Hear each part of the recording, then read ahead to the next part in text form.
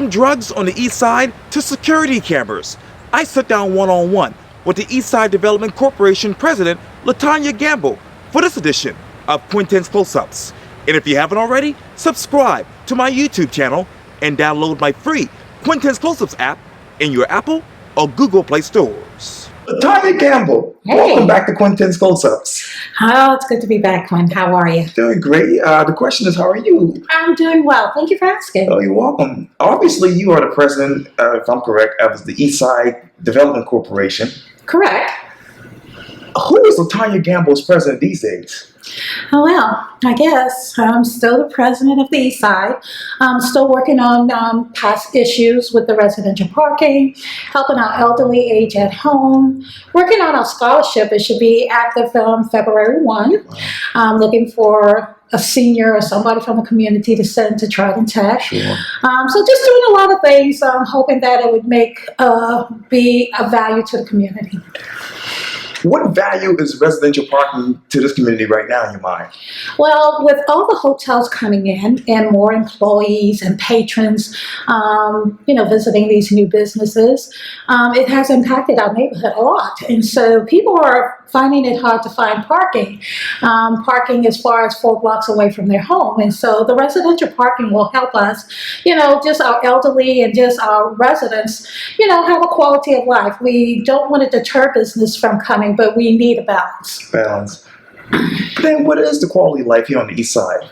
Oh, well, it's changed a lot. And we're just, with all changes, there's some time for adjustment, and that's what we're trying to do. We're trying to adjust to the changes. We had some crime issues in the neighborhood, and we're trying to adjust to that, trying to make the neighborhood safe for all that who come and play and live here. Live here. And I'll make this disclaimer. I am from the east side, still live on the east side. All right. Yes, ma'am. What is the biggest difference from when you were growing up here on the east side to right now in your mind? I guess just keeping a balance of residents, with changes, some people will be forced out of the neighborhood due to, not being able to adjust to higher wages. The rent has gone up considerably on the east side. $2,000, I mean, that's a lot. But people are trying to adjust, just making sure that we have affordable housing. And when I say affordable housing, affordable for who? Affordable for all. So housing should be for all people, not just for some people. I know some people are focusing on teachers, but there are some people that already live here. And so as we look to make changes, we want to make sure that we be inclusive to include all. Oh, let me expand on affordable housing. What is affordable on the east side? I don't know. It's hard to say, Some people say 2,000 is affordable. And for most people that work in the hospitality area, that's not affordable. So people are having to live like maybe 4 families in one dwelling to come up with rent. And that's being difficult, especially when housing have restrictions on how many people can live in a dwelling. Right. So it's going to be interesting to see how it all pans out.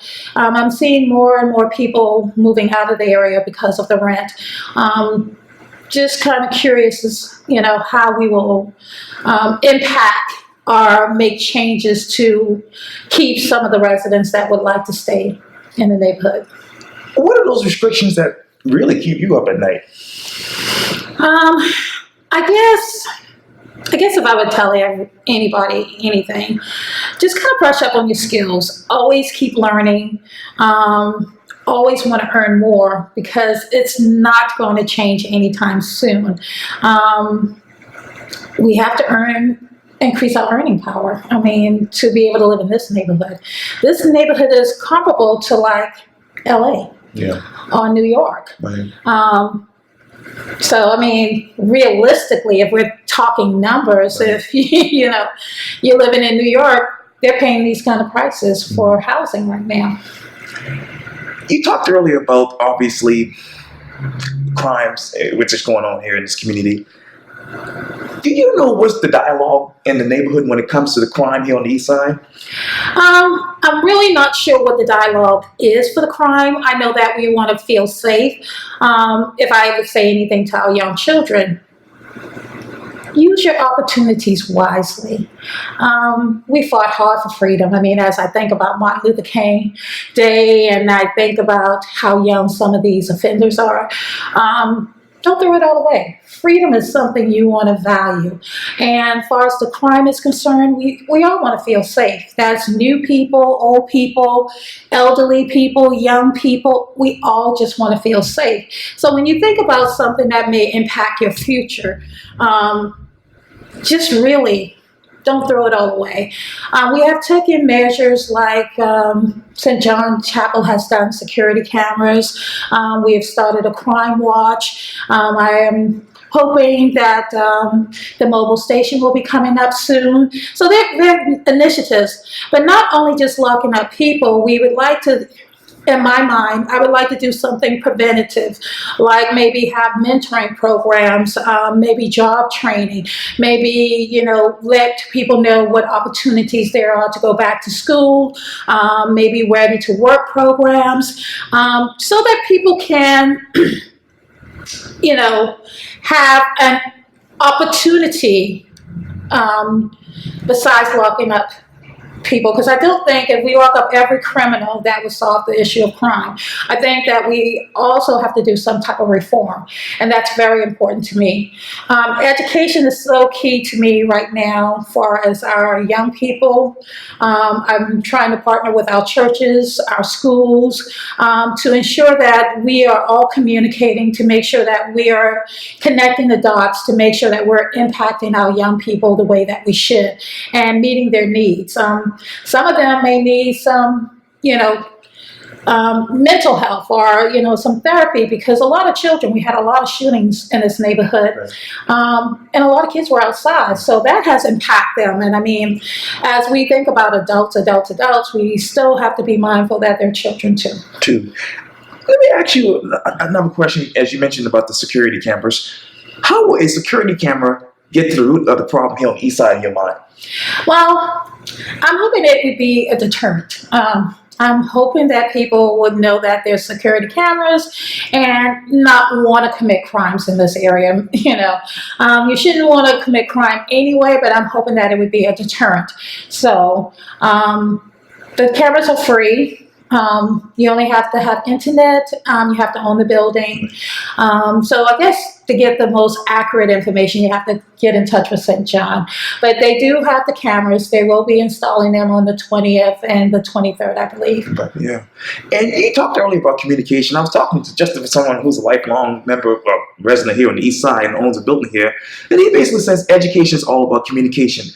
How can communication be better between African American residents here on the east side and Caucasian residents on the east side? I think if we take the time to sit down and talk and have, difficult conversations, we'll find that we have more in common than we are different. We all want a safe place to live. We all want an affordable place to live.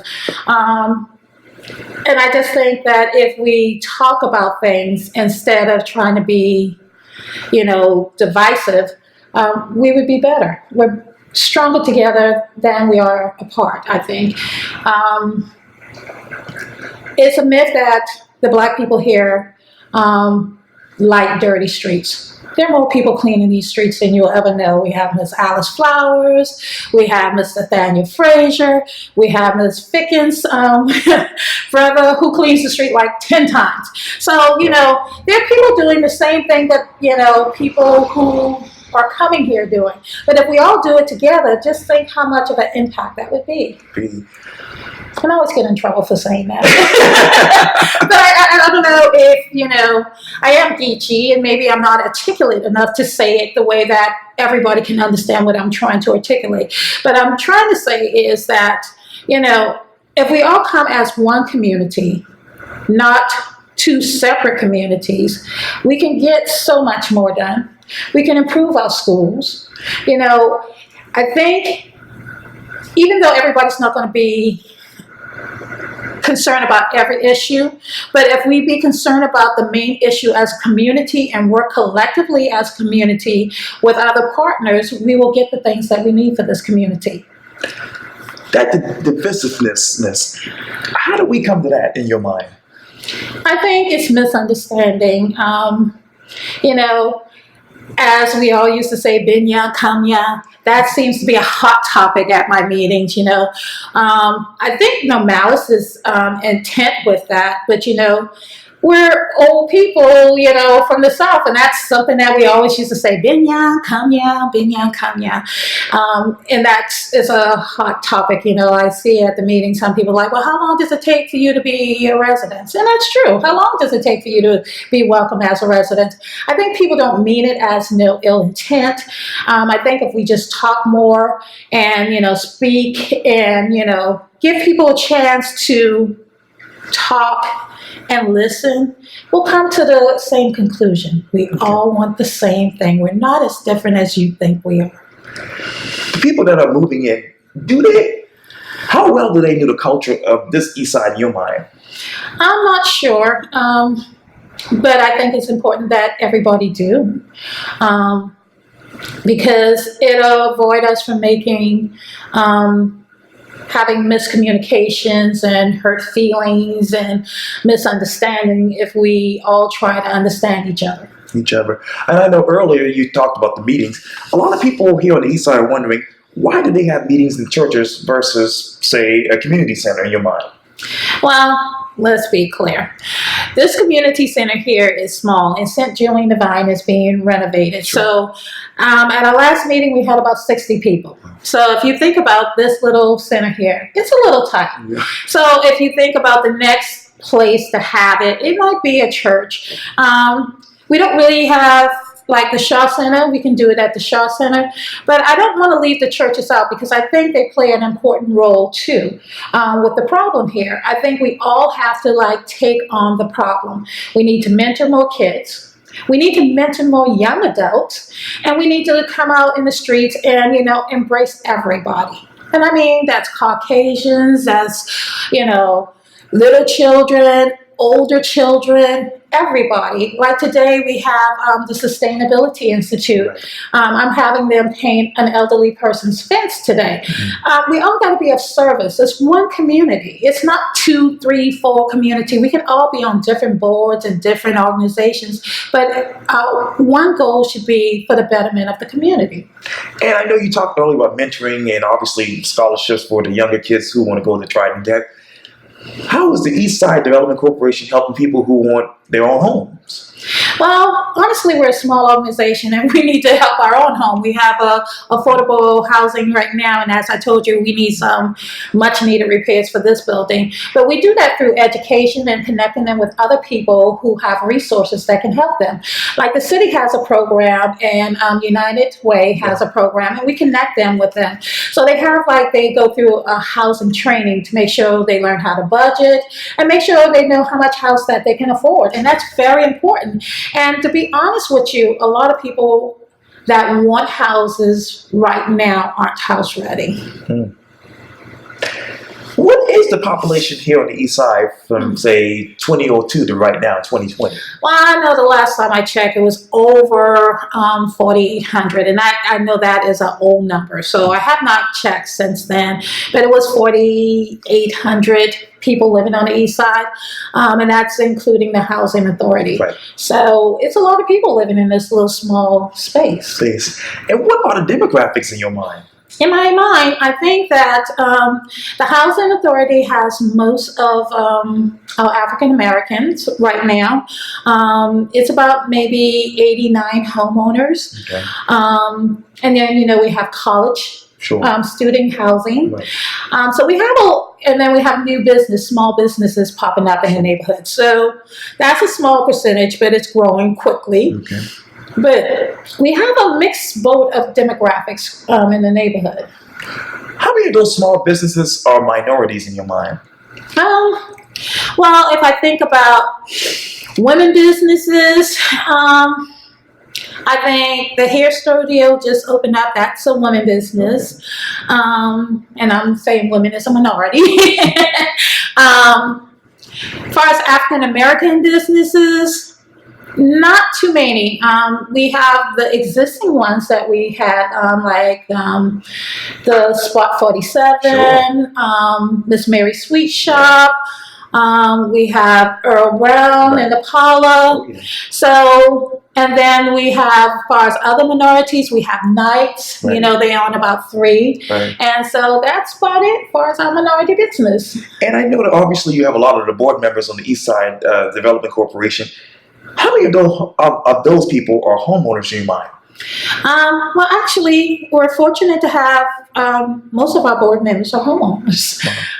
So we're very fortunate in that respect. And when it comes to homeowners, what percentage of homeowners actually attend those meetings? Actually, a good bit of homeowners. We have, with all the new people coming in the neighborhood, we have a good bit of homeowners that actually live in the neighborhood come to the meetings. How many Black people in this area are homeowners? Now that we have to go street by street. We're losing them through something called heirs property. Okay.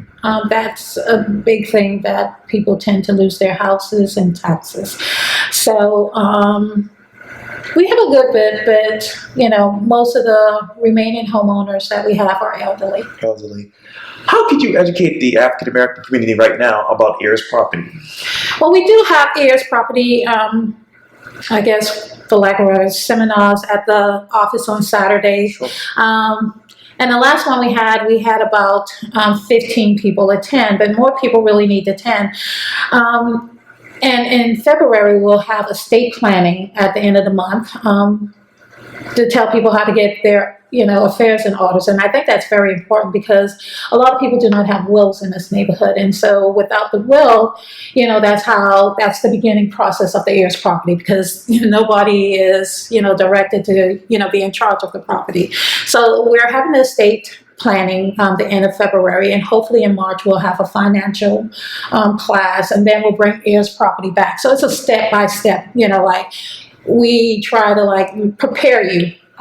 First, you need to get your affairs in order, and even something simple as getting insurance. A lot of people in this neighborhood don't even have health insurance or life insurance, and so that's important things that we have to start educating people, to do. Because remember, one time you didn't get your children life insurance because why? They're young, and now we're seeing a trend that our children are dying younger and younger. So you might want to get some type of life insurance for your children. We hate to say that, but that's our reality in today's world.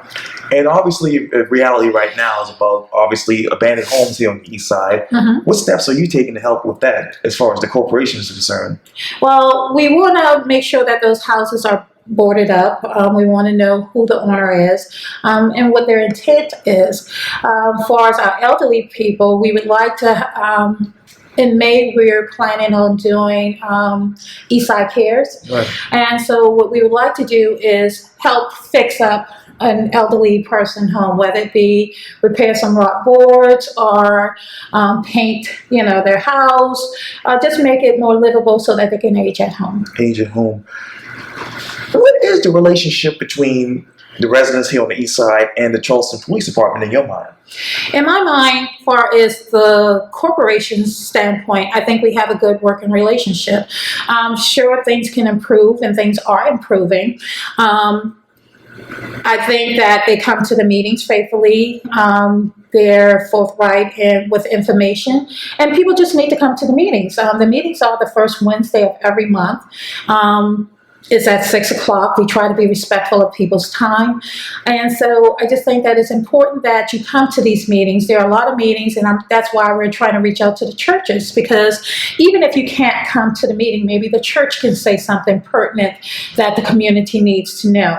And we do understand that some of the people that go to the churches on the East Side come from outside the community, but there's still some people that go to the churches, and they still can have an impact, whether it be helping us on the day of Eastside Cares to, with the rock boards and stuff like that. We can collectively pool our money and help somebody out. It's all about giving back and helping people stay in their homes.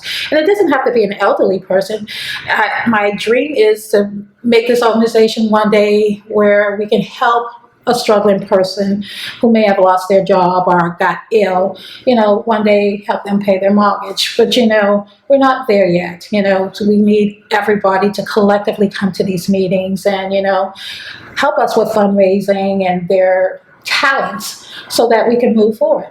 And you talk about money. I know obviously most of the organization around here found money for security cameras. Where is the money for flooding and other educational resources in your mind? In my mind, well, we're working with, we did something called the Dutch Dialogue, which we were very happy to have them mention the Eastside, but it wasn't an easy task. We had to go to these meetings. I went to a meeting at the library and other meetings and people's houses to make sure that we are mentioned. And so now that we have more people concerned with flooding, and that's what it takes more people actively concerned with flooding. We're hoping that we can get it on the map. But what I'm most concerned about is maybe the developers being concerned with flooding. Instead of impacting our neighborhood, that's something that you can do to help our neighborhood. You can do a stop valve on one of the streets that that historically flood. You can leave that behind for all of us to enjoy instead of just setting up business and promising to hire from the community. We need much more than to hide from the community. That's good. But we would like for you to leave something that everybody can enjoy, So flooding is one of the things that when they finally decide to come talk to us, is something that I mentioned that, if you could do a stop valve, if you're doing a hotel, I can't see that you can't do a stop valve. I don't know what they cost, but I know you're taking care of the flooding on your end, and I know the water has to go someplace else. So I'm hoping that, maybe collectively talking to churches and, the city and going to different meetings that they collectively say the same thing, that maybe they can put some money in a kitty. If they don't want to buy it outright, they can put some money in a kitty toward flooding. What is the corporation's relationship with the developers when they come to town, particularly here on the East Side? Well, it's not that good. We wish we had a stronger relationship with developers because, not all of them come by the organization. Usually they come by when they need something or want something or want us to acquiesce to something that may impact the community. We have a few that come and just generally want to share the information with us. I don't want to be unfair, but we really want developers to share their information and be willing to give back to the community, whether it be, fixing up a park. Like we've been trying to get Mr. Phillips' statue lifted. And so, I just have to ask, our council member, how much does it cost? Because, we've been asking the city for a very long time to raise the statue, and we seem to be getting nowhere. So, maybe that's something we can do. We can set up a fund that they could, put some money in the kitty to raise up the statue and put some flowers and some grass and more trash cans around the neighborhood. So those are things that we're hoping that we can get. Where are you getting with gentrification in your mind here on the East Side? Well, gentrification has already happened. Okay, let's be clear. Our neighborhood is gentrified. So my thing is we need to educate the people that are here now. How do we stay here? One, how do we educate the other people that, things are changing and you must adjust? Two, like the housing authority, they have this something called RAD, and what that will do is that they're trying to change the housing dynamics where they'll have all people from mixed income. And I think they said the example is in North Charleston. Okay. But I want people to understand that the rent will go up. So if you're paying $200 for rent, it's most likely when you come back, or if you're offered to come back, you won't be paying $200 for rent. Let's be clear. And they say they're doing 1-for-1. I hope that to be true, but in order for the dynamics to work, they have to have so many units at a certain income level. at a higher tier income level, then a middle tier income level, and then a lower tier income level. And so I don't know how that works. So we all have to monitor that and make sure that we all understand how that's going to work. I guess the first one that's going to be opening soon is Grace Homes. Right. That is on Nassau on Lee Street. Right. And so when it first was introduced to us, somebody could purchase a home or an apartment or like a condo. And so we found out that the numbers don't work. So that won't be happening. So people need to pay attention and understand that it's going to be very expensive to live in the city. What are those numbers right now that concern you? Let's see. I think the apartments are 66 units or 67 units. And I don't have my notes in front of me, so I usually keep notes because I have young timers. So I don't know, but I know that maybe I want to say 16 is affordable. Maybe 16, and don't quote me because I don't have my notes. Okay. 16 out of one building is affordable. I don't know the breakdown, but I guess you would check with Don Cameron at the Housing Authority if you want the actual breakdown of the numbers. But that concerns me because, as you know, the one on Reed Street, eventually that one will have to be torn down. That's the one right behind us. Right.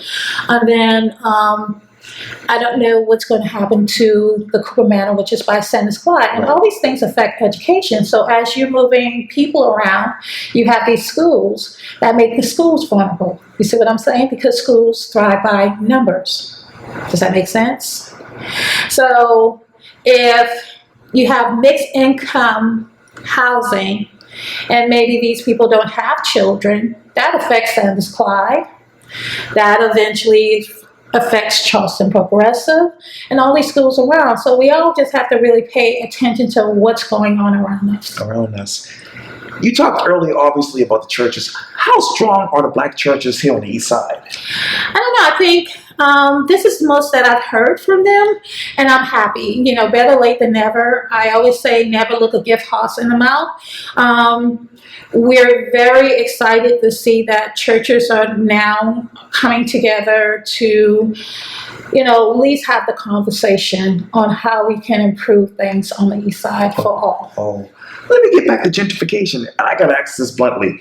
How will cameras fix gentrification problems on the East Side in your mind? I don't think they will. I think cameras were meant to be a crime deterrent, not a gentrification problem. You know what I'm saying?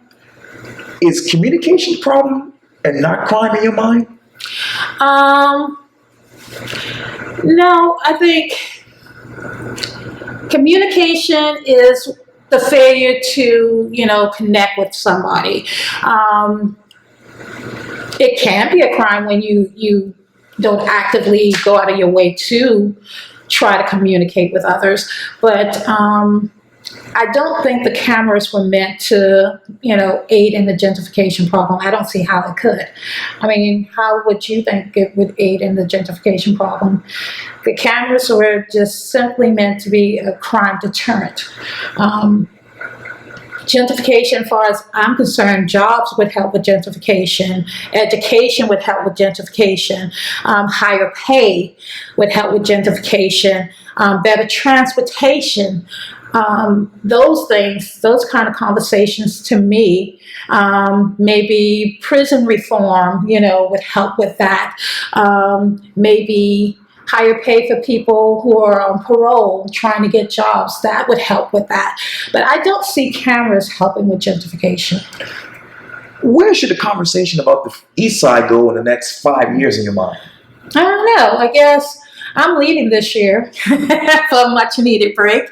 I would like to see the conversation be more inclusive about our differences, to be culturally aware. I know a lot of people think in 5 years that, the African American community will be gone, and that may be true. I hope that's not true. I think we're very resilient, and we can, do what's necessary to stay. Latonya Gamble, thank you so much for your time. And again, welcome back to Quintin's Close-Ups. All right. Thank you, Quentin. You're welcome anytime. Bye.